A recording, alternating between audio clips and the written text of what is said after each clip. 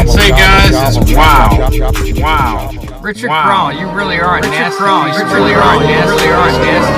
This is insane. Dude, you're a convicted child molester.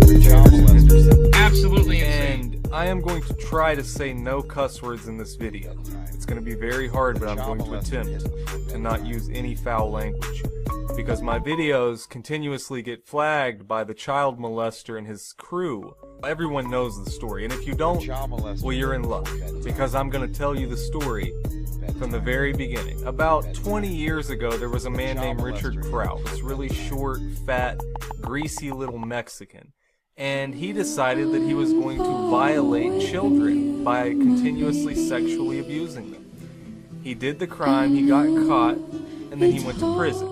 Now, he got out of prison, and, you know, I guess however many years later, you know, he's still out here trying to, you know, get some fame, or who knows, I don't know. Child molesters are usually the last people that want to be famous, but hey, Richard, you're a child molester. You'll never live that down. So if you think that you are ever going to live that down, if you think the majority of society is ever going to believe that you didn't commit that crime, the crime that you pled guilty to and went to prison for, then, you know, you're living in a fantasy land.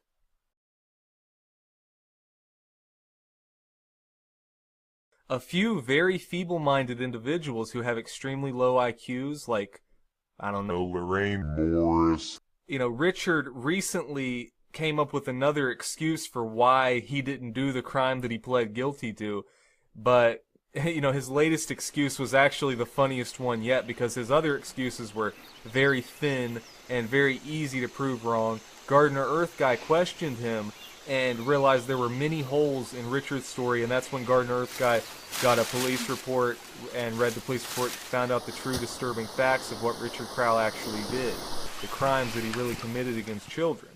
Now, you know, Richard Crowell said that, he recently said that, this is his new story, by the way. He's had 15 other stories, but every time somebody calls him out, he goes and changes up the story and comes up with some new excuse, and Lorraine Morris just gobbles it all up.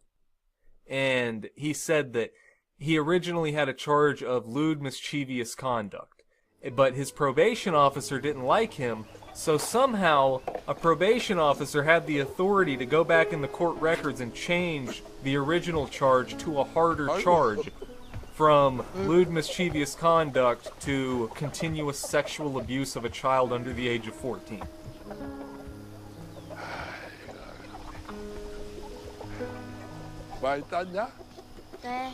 And I just find it to be utterly hilarious that Richard is so closed off in his own little realm. Not only does the probation officer not have any authority, and a probation officer isn't even assigned to you until you get out of prison, which would have been years after your case, years after you went to court, years after you pled guilty and were convicted of continuous sexual abuse of a child.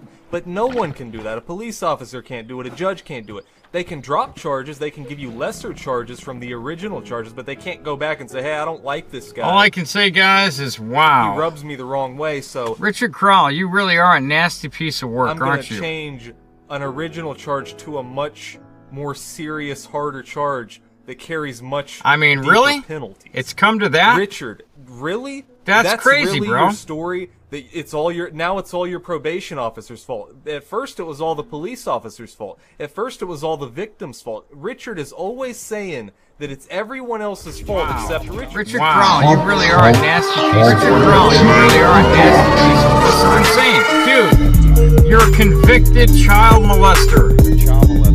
Absolutely insane.